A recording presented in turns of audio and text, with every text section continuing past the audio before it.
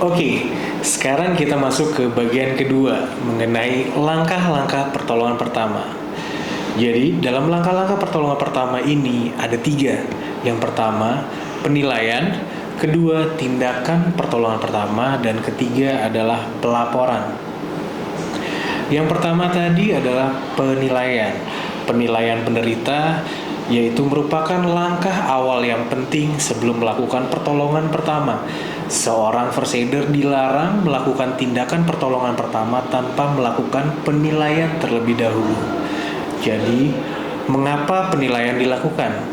Pertama, penolong harus bertindak tepat dan cepat. Lalu yang kedua, penilaian adalah dasar dari menentukan tindakan pertolongan yang akan dilakukan. Dan yang ketiga, penilaian yang cermat membuat pertolongan dapat dilakukan sebaik-baiknya. Dalam tindakan penilaian, terdapat 3 tahapan. Tahap pertama, penilaian keadaan, lalu tahap kedua, penilaian dini, dan tahap ketiga merupakan pemeriksaan fisik.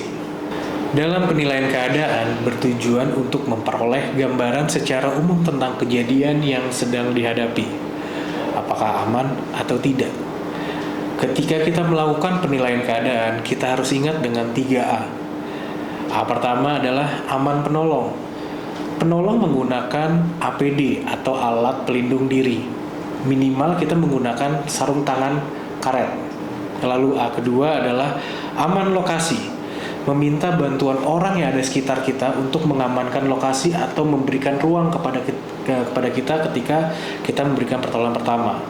Lalu yang ketiga adalah aman korban, mengamankan area korban.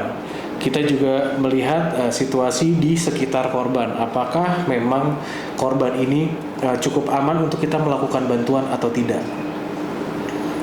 Dalam penilaian keadaan ini kita juga melihat apakah korban ini sadar ataupun tidak sadar. Apabila korban sadar, lalu kita wajib memperkenalkan diri kepada korban. Tanyakan keadaan, komunikasi dengan korban secara langsung. Lalu setelah itu kita melanjutkan ke penilaian dini. Dan apabila kita melihat bahwa korban itu tidak sadar, maka kenalkan diri kita kepada sekitar. Baru kita melakukan penilaian dini.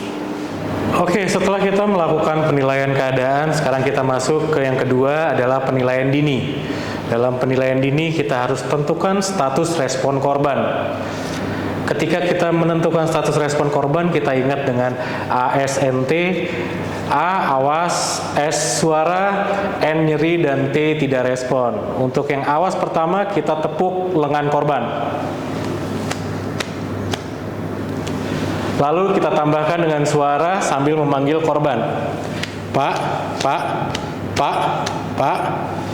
Lalu kalau tidak ada respon, kita coba dengan dicubit di bagian lengan dalam. Usahakan dalam menyubit tidak menggunakan kuku, tapi menggunakan jari yang dilipat seperti ini.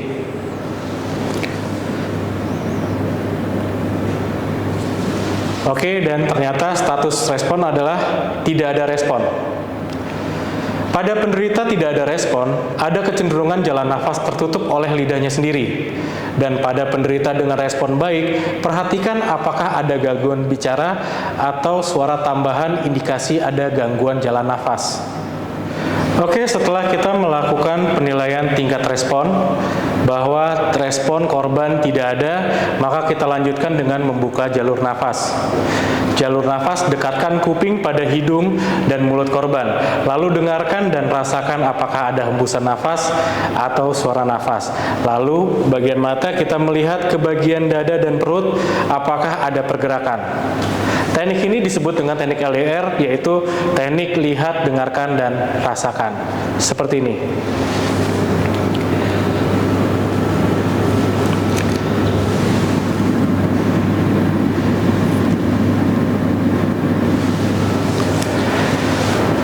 Oke, setelah kita menilai bahwa korban tidak ada nafas, lalu kita lanjutkan dengan menilai fungsi kerja jantung dengan cara meraba denyut nadi.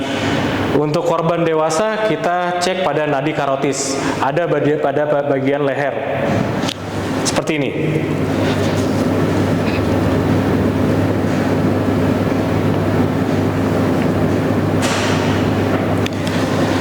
Kita lakukan itu, pengecekan nadi itu hanya dengan waktu 5 sampai dengan 10 detik.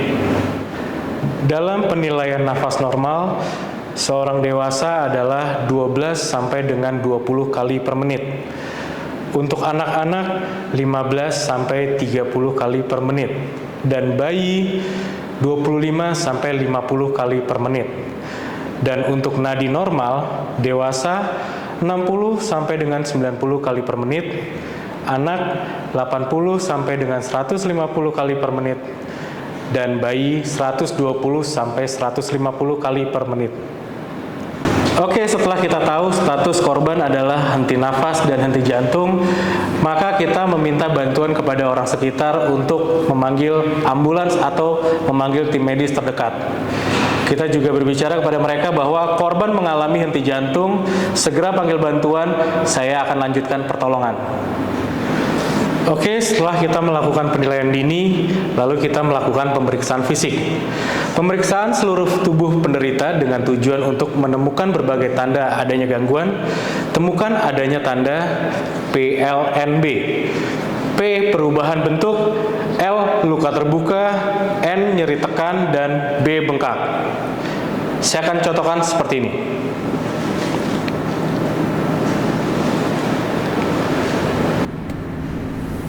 PLNB aman. PLNB aman.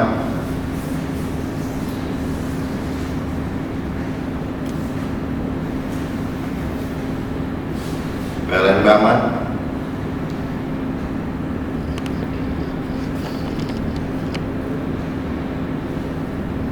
PLNB aman.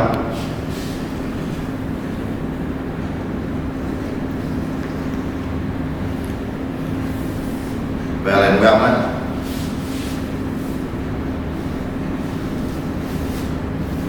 PLNB aman.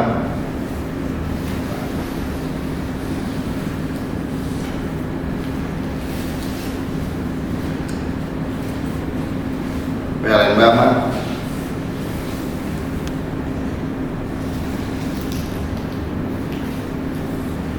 PLNB aman.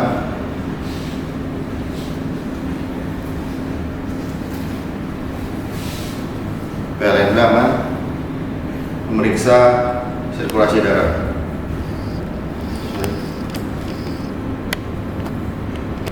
Satu, dua, tiga, empat, lima. Satu, dua, tiga, empat, lima. Sirkulasi aman. Berikut adalah pemeriksaan fisik. Setelah kita melakukan tindakan pertolongan, kita harus melakukan laporan secara singkat dan jelas. Yang pertama adalah identitas penderita, lalu yang kedua kejadiannya, yang ketiga semua pemeriksaan yang sudah dilakukan, yang keempat semua pemeriksaan yang dilakukan, 5 hasil pemeriksaan tanda vital, dan 6 perkembangan kondisi yang penting. Pelaporan ini kita lakukan kepada tim medis yang melanjutkan pertolongan pertama ataupun kepada rumah sakit.